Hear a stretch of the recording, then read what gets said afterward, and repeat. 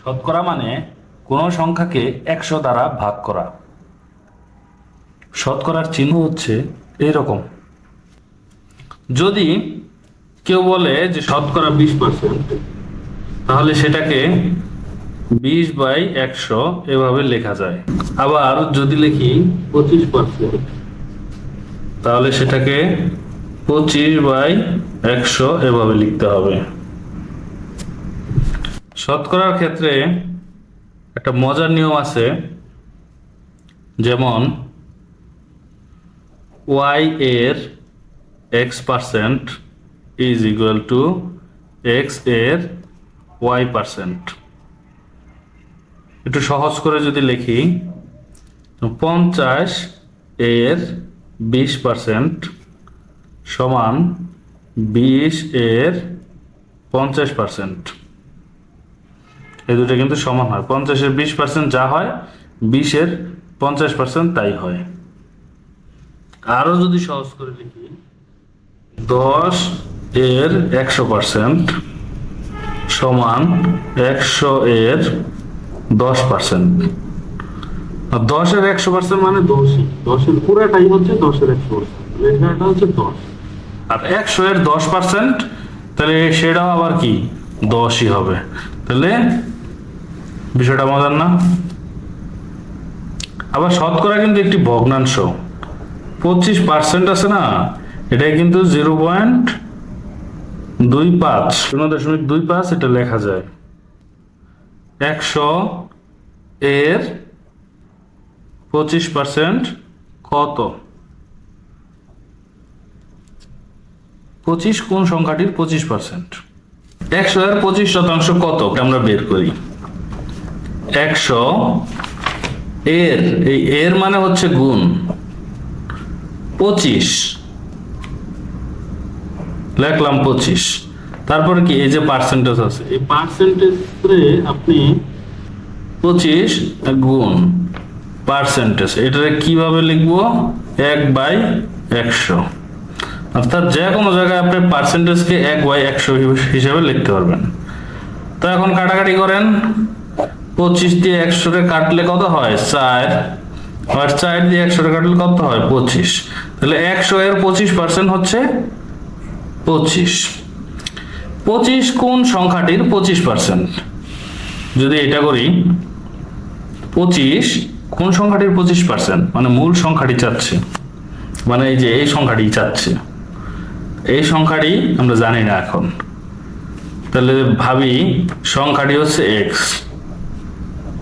x এর 25%, 25/100 সমান কি 25। কোন সংখ্যাটাকে 25% করলে সেটা 25 হয়, তাহলে এই এক্সটা বের করতে হবে। ওইটাও সহজেই করা যায়। এক্স এর মানে তো গুণ আমরা জানি, তো এর মানে যদি গুণ হয় x 25x/100, এখানে হচ্ছে কি 25, নিচে হচ্ছে 1, কারণ সব কিছুর নিচে আমরা মনে মনে 1 ধরতে পারি। তাহলে 25 আর 100 এবার ক্রস গুণ করলে কি হবে? এক সাইডে হবে 2500, আরেক সাইডে হবে 25x, 25 একে 25। তো x সমান কি হবে?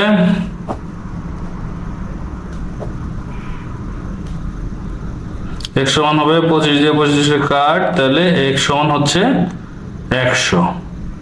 তাহলে বের হইলো যে 25 কোন সংখ্যাটির 25%, মানে এটা 100। সে শতকরা 10% নম্বর পেয়েছে। মোট নম্বর 200 হলে সে আসলে কত নম্বর পেয়েছে? বড় যে পরিমাণটা আছে সেটা লিখতে হবে আগে, তারপরে লিখতে হবে এর। যেহেতু মোট নম্বর 200, এর মধ্যে সে কত নম্বর পেয়েছে, তাহলে 200 এর। আর শতকরাটা হবে এই দাগের উপরে, নিচে হবে 100 সমান এটা কত কত। এখন কাটাকাটি করেন, 0 0 0 উপরে 2 অর্থাৎ 20। সে 20 নম্বর পেয়েছে। খরচ অপরিবর্তিত রাখতে, যেমন 30% মূল্য বৃদ্ধি পেলে ব্যবহার কমাতে হবে কত পার্সেন্ট? ধরেন কোনো একটা জিনিসের মূল্য বৃদ্ধি পাইছে, এখন সেটার ব্যবহার কমাইতে হবে। সেটা কত পার্সেন্ট ব্যবহার কমাইলে খরচ একই থাকবে? যদি মূল্য বৃদ্ধি পায় তাহলে 100 প্লাস সেই বৃদ্ধি পাওয়ার পরিমাণ, আর যদি মূল্য হ্রাস পায় তাহলে 100 মাইনাস সেই হ্রাস পাওয়ার পরিমাণ। এখানে মূল্য বৃদ্ধি পেয়েছে তাই ব্যবহার কমাতে হবে। নিচে হচ্ছে +30, উপর হচ্ছে 100 গুণ 30, এটাই হচ্ছে সূত্র। তাহলে এখানে আসে 3000/130, 23%।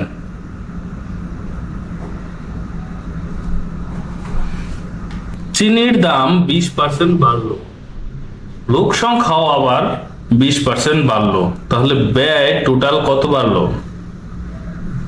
তাহলে এই অঙ্কটা যেভাবে করতে হবে, শর্টকাট হচ্ছে এটা কি বাড়ছে, তাহলে +20। এটা কি, এটাও বাড়ছে ব্যবহার, এখানেও +20, তারপরে প্লাস নিচে হচ্ছে 100, উপরে কি এই 20 আর এই 20 গুণ হবে, 20 গুণ 20 কত আসে? 20 গুণ 20 হচ্ছে 400,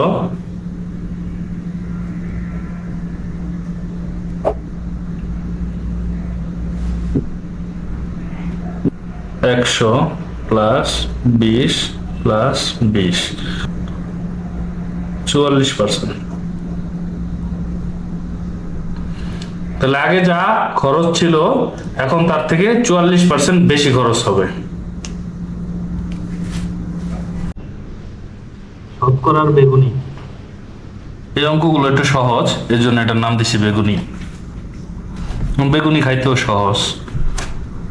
1 P = A × B হলে আবার A ও B উভয়কে একত্রে 10% বৃদ্ধি করা হলে এই P এর মান শতকরা কত বৃদ্ধি পাবে?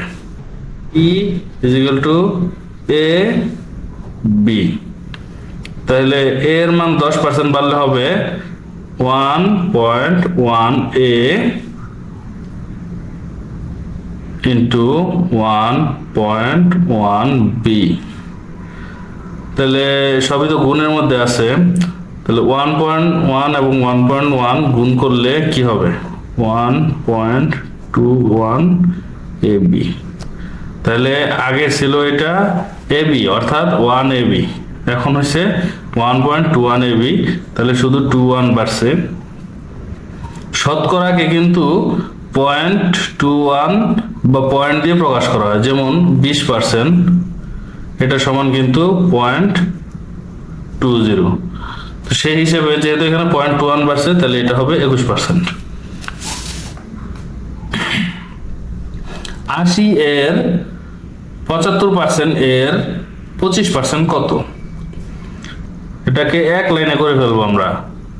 80 এর মানে হচ্ছে গুণন 75,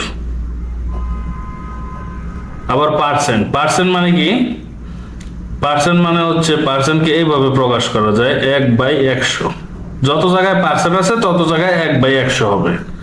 তারপরে কি এর আবার 25, আবার আছে পার্সেন্ট, গুণ 1/100। তো এটাকে যদি এখন অঙ্ক করি তাহলে মিলে যাবে। তো 25 দিয়ে যদি 100 ভাগ দিই তাহলে হবে কি 4। 80 কিন্তু উপরে আছে, 4 কিন্তু নিচে আছে, তো 4 দিয়ে 80 রে ভাগ দিলে হবে 4 × 20 20। এখন রইল বাকি উপরে 20 আর 75, নিচে হচ্ছে 100। দুঃখিত, আমি এখানে ইংরেজি এবং বাংলা মিশ্রিত করে ফেলেছি, আশা করি আপনারা বুঝে নেবেন। 5 20 100, 5 একে 5, 2 5 25, 5 5 25, 15%। উত্তর হবে 15। 24 সংখ্যাটি কোন সংখ্যার 32%? 24 সংখ্যাটি কোন সংখ্যার 32%? তাহলে কোন সংখ্যা, মানে এটা মিসিং আছে, তো এটা হচ্ছে বড় সংখ্যা। তাহলে আমরা এইভাবে লিখতে পারি এটাকে, বড় সংখ্যাটি যদি x হয়, x এর 32 100 = 24। তো এটা আরো সহজ করি, 32x/100 সমান হচ্ছে 24/1। অর্থাৎ যে কোনো কিছুর নিচে আমরা মনে মনে 1 ধরতে পারি, এটা পুরনো কথা। তাহলে কি দাঁড়াইলো, 2400 সমান হচ্ছে 32x, x সমান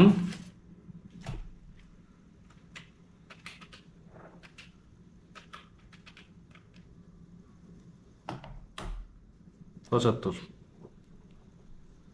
তাহলে উত্তর হচ্ছে 75। এবার আমরা করব শতকরার জিলাপি। সহজ কিন্তু একটু পেঁচে দিচ্ছে। মোট পরীক্ষার্থীর 80% গণিতে, 70% বাংলায় পাশ করলো, খুব ভালো কথা। উভয় বিষয়ে পাশ করলো 60%। তাহলে উভয় বিষয়ে ফেল করলো কত পার্সেন্ট? মোট পরীক্ষার্থী যে 100%, এটা সবাই জানে। তাহলে যা পাস আর যা ফেল করছে তাই 100%-এর ভিতরেই করছে। গণিতে পাস প্লাস হচ্ছে বাংলায় পাস, এ থেকে বিয়োগ দিতে হবে উভয় বিষয়ে পাস প্লাস উভয় বিষয়ে ফেল। এখন যদি আমরা বসাই মানগুলা, গণিতে পাস হচ্ছে 80%, প্লাস বাংলায় পাস হচ্ছে 70%, বিয়োগ উভয় বিষয়ে পাস হচ্ছে 60%, আর উভয় বিষয়ে ফেল হচ্ছে আমরা জানি না। তাহলে 70 থেকে 60 বিয়োগ দিলে কত হয়? 10। 80 আর 10 90, 90% যোগ হচ্ছে x, আর এই পাশে তো 100% আছেই। তাহলে x সমান কি? 10%। মোবাইলের কল রেট পূর্ব এবং বর্তমানের অনুপাত হচ্ছে 5:3। অর্থাৎ আগে যদি অনুপাত সেটার 5 থাকতো, এখন সেটা আছে 3। তো কল রেট কত শতাংশ বৃদ্ধি বা হ্রাস করা হতো? যেহেতু পূর্বে 5 ছিল, বর্তমানে 3 আছে, বোঝাই যাচ্ছে এটা হচ্ছে হ্রাসের মধ্যে পড়বে। আগে ছিল 5, এখন হচ্ছে 3, তাহলে কমানো হয়েছে কত? 2। তাহলে ঐকিক নিয়মে যদি করি, 5 থেকে কমানো হলো 2%, 5 থেকে কমানো হলো 2, 1 থেকে কমানো হলো কত? 2/5, 100 থেকে কমানো হলো 2 গুণ 105 সমান সমান উপরে 200 নিচে 5, তার মানে 40।